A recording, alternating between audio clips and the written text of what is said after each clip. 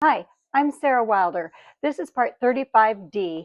We're covering the month of September 2022. I called it in the book Send Help September, but already for everyone who's watched part 35A, B, and C, there is no help. No help for me, no help for Jim. We are hopeless. We are locked in battle, struggling for control, and he intimidates me and pushes my buttons. I react defensively and reactively, and uh, anyway, I'm a Scorpio and Italian, so I don't know. Anyway, this in this episode, you're going to hear about my journey to the gutter, to the very brink of the pit of despair, and then how I report to the police what Jim did in June 2022 when he tried to unalive me with poison. Let's get started. I call this episode Free Food, Cheap Trick.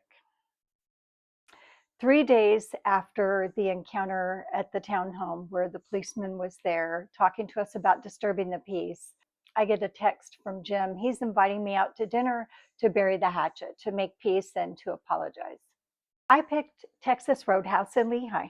That was our place. I knew it well, and it was a really good location. It was right off the highway, too, so it was convenient. Anyway, I gave it some thought. I shot back and forth, texting some nasty, snarky replies, kind of poking, just to see, how thick his skin was. Did he really want this truce? Did he really want to um, amend, make amends? And he seemed okay. And so I said, all right. I formulated a plan in my head. I didn't say it was a good plan. And I accepted his offer. Okay, so I got to Texas Roadhouse a little bit early so I could sit in the car and pregame with a little Jack Herrera, my inhaled courage, I guess you could call it. And we go inside, order our food.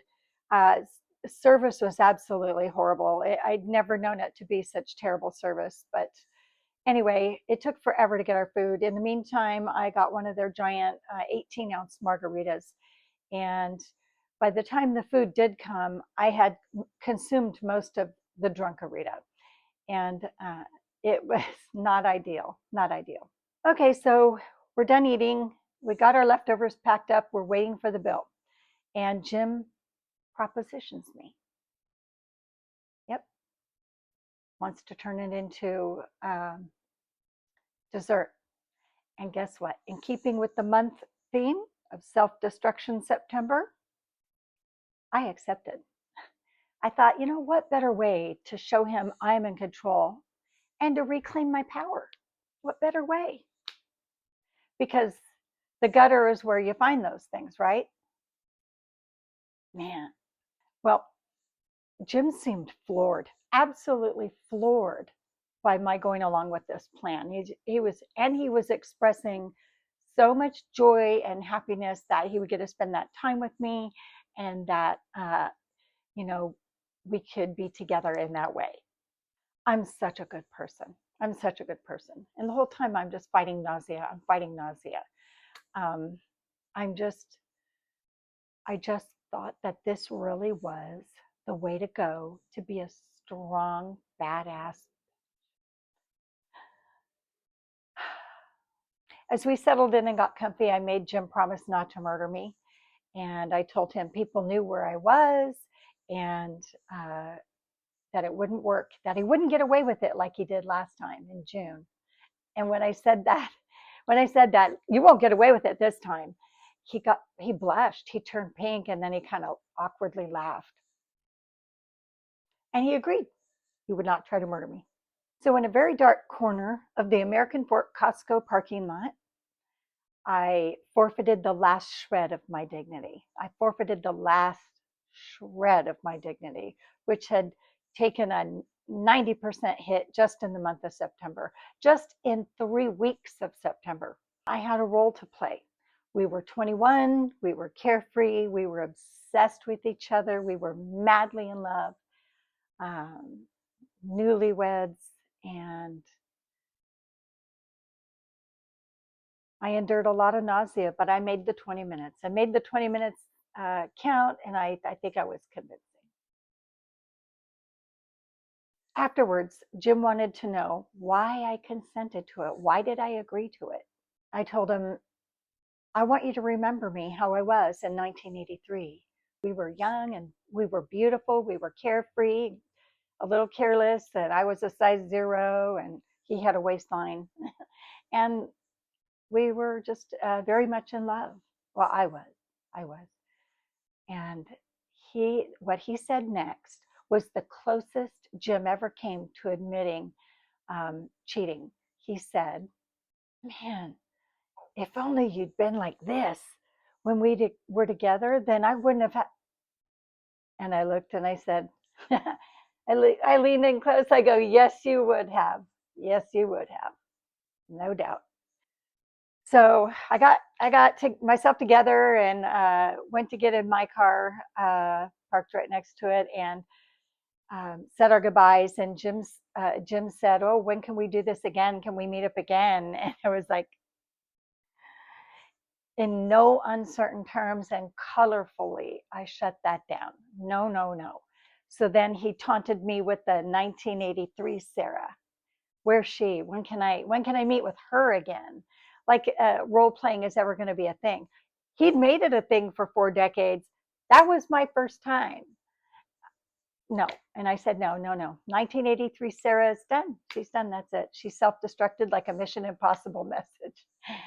Nope. But after that, whenever he didn't like what I was saying, if he didn't like something, like in a negotiation, because our house was for sale and stuff, Jim would pull out that 1983 Sarah and taunt me with it, like, I know who you really are. I know who you really are. Like that was the real me. Like the truth is, whenever he would pull out that 1983 Sarah, it was because he was deflecting from being accountable for his own bad behavior. Whatever he was doing at the time that caused me to call him out, he'd pull that out. Uh, it was his way of reminding me of my failure to be young and thin and attractive, and that he knew I felt unwanted for some time. So it was a bad plan. It was never a good plan. I tell you this embarrassing bullshit because I don't want you to do it. So don't do it. Okay, so I'm going to stop smiling because I do that when I'm really embarrassed. The more embarrassed I am, the bigger I smile. So the next day it was different. I was very dysregulated. I didn't know it at the time. I didn't know what it was called, but I was shaking mostly on the inside as if like an electrical current was going through my bloodstream. And I just could not, I'd never felt that way. I really had never experienced that. It was terrible. I was also alternately crying and vomiting as well. I was a hot mess the next morning. The morning after was an ugly scene on my end.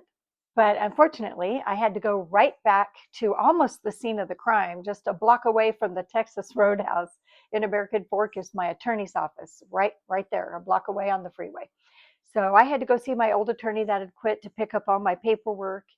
And I did that, and I got in the car, and the next place I drove was another familiar location, the American Fork Hospital. I drove to the parking lot in the emergency room. I sat in the car, and my hands were shaking so bad I couldn't even use my phone. I couldn't even dial my phone. They were shaking so bad by that time. And I knew something was very, very wrong. And I felt kind of cloaked in a black fog, a cold, damp, where I could feel no love, no warmth. I felt unworthy. I felt vacant and empty. And I needed help. I needed help. I knew I would not harm myself. There was never any intention of harming myself, but I needed to fix it, and I didn't know how. So I knew that what I did the last time didn't work. So we were going to do something different. So I went into the emergency room and I checked myself in as someone having a psychiatric event, someone who was having ideations, and fear of ideations, and I wanted to talk to someone. So there I am in a room in the same ambulance bay I had been in 3.5 months earlier. They sent a lovely social worker to talk with me this time around. It's the very end of September, and I talked with the nurses and I talked with the social worker on and off for the next 6 hours, and I slept. I slept for most of it. But you know something? When I came in through the ambulance bay, nobody talked to me. Nobody. They did the emergency care, but they a bare minimum of care, other than I could overhear the doctor ask the nurses repeatedly, "Where's the husband? Is the husband coming?" And they were all like, "No, he hasn't. Has he called? No." So they all recognized there was something wrong. Everybody recognized and saw or knew something was wrong, and not one person spoke to me. Not in the ER, not after the ER, not ever. Not until the first week of October when I finally raised my hand and say, "Hey, mofo tried to do me in." So 6 hours after I walked in that ER, Pickle and I were back on our way to Salt Lake City and went back home to Rachel's apartment. Most of the next day, and actually for close to a week, I spent sleeping. Also toking and vaping, but sleeping, mostly sleeping. It was a very long time before I ever had another margarita. No, no, sir. No, thank you. You know, I'm gonna stop this episode here. It's a good place to stop. We'll come back for part 35, or excuse me, 36. Part 36. We're done with the 35s. This is going to be the first week of October in our next episode, where I make a police report to the American Fork PD.